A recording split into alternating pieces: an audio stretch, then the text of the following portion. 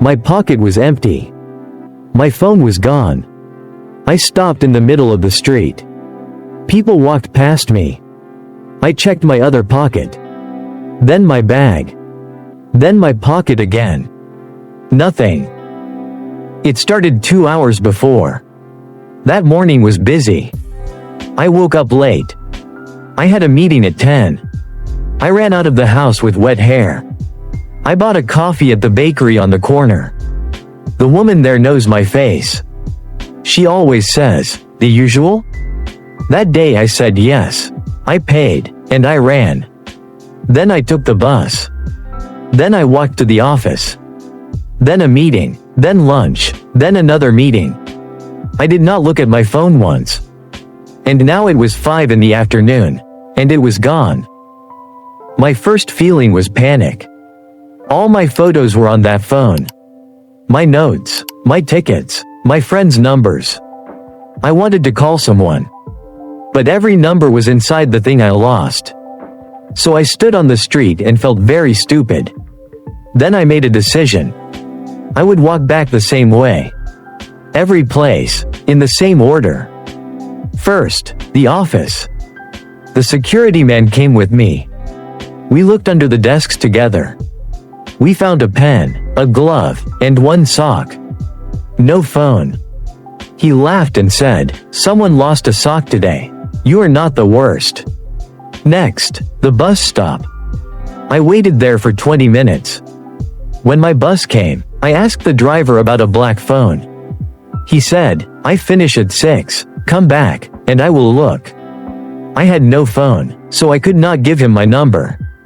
He wrote my name on his hand. Then I remembered the bakery. I walked there fast. The lights were still on. The woman was cleaning the coffee machine. I opened the door, and she looked up. And before I said one word, she smiled. She put her hand under the counter. And there it was. My phone. She said, "You left it next to the sugar. I kept it for you." I asked her how she knew it was mine. She said, "You come here every morning. I know your face." I stood there with my phone in my hand. For a moment I could not speak. At 6 o'clock I went back to the bus stop. The driver was waiting, ready to look for me. I showed him the phone and I said thank you. He said, "Good, now put it in your bag, not your pocket." I walked home slowly that evening. I lost one small thing that day. But in 3 hours I really talked to 3 people. A security man, a bus driver, and a woman who knew my face. In a normal week, I say almost nothing to them. That night I made a list on my phone. It was a very short list. 3 names. And under the names I wrote one line. "Say thank you tomorrow." 2 weeks later, the train doors closed, and I was on the wrong train. I looked at the screen above the door. The name on it was not my town. I looked again. It was still wrong. I asked the woman next to me, and she nodded slowly. "Yes," she said, "this one goes north." North was the wrong direction. It was Saturday morning. Emma and I had a plan. We wanted to meet at the big market at 11. She hates waiting, so I left home early. At the station, I was proud of myself. I was 20 minutes early. I bought a coffee, I found platform 4, and I got on the first train there. But my train was on platform 5. The next stop was 40 minutes away. 40 minutes. I sent Emma a message. "I am on the wrong train." She answered in 3 seconds. "Of course you are." Then she wrote, "Where are you going?" And I wrote, "I have no idea." So I sat down and I watched the window. The city stopped. Then there were fields, and small houses, and a river. A woman near me was knitting something blue. An old dog slept under a seat. Nobody was in a hurry. And slowly, my bad morning became something else. The train stopped at a town called Hillview. I got off, because I had no other plan. The station was small and old, with flowers on the wall. I walked up one street and I found a square. There was a little market there. Old books, honey, cheese, and yellow apples. A man was playing a guitar next to a fountain. I bought a piece of apple cake and I ate it on a bench. It was the best cake of that year. I took photos of everything, because Emma would not believe me. At 1 o'clock, I called her. I said, "Please do not be angry." She said, "I am not angry, I am hungry." Then I told her about the square, and the fountain, and the cake. There was a long silence. And then she said, "Which train?" She was in Hillview 1 hour later. We walked around the square together. The market was closing, so we bought the last 2 pieces of cake. We sat on the same bench. And Emma said, "How did you find this place?" I said, "I did not find it. I made a mistake.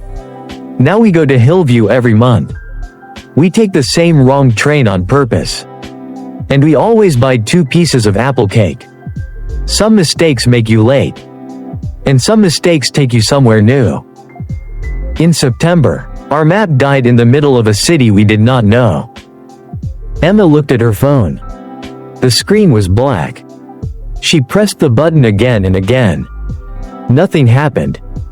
It was 9 in the evening. We were in a narrow street with orange lights. We did not know the name of the street. We did not know the name of our hotel. We only knew one thing. It was near a blue church. It was our 3rd day in that city. We walked all day, and we were tired and happy. We ate dinner in a small restaurant with red chairs. And after dinner we walked, and we talked, and we did not look at the map. That was our mistake. Emma had the map on her phone, and her phone had 4%. Then it had 0. My phone had no internet in that country. So we had a phone with a map and no battery, and a phone with a battery and no map. We stopped a man in a gray coat. I said the name of our hotel. He shook his head and opened his hands. He did not understand English, and we did not speak his language. We tried a woman with a bicycle. The same thing. Then Emma had an idea. She put her 2 hands together, next to her face, and she closed her eyes. Sleep.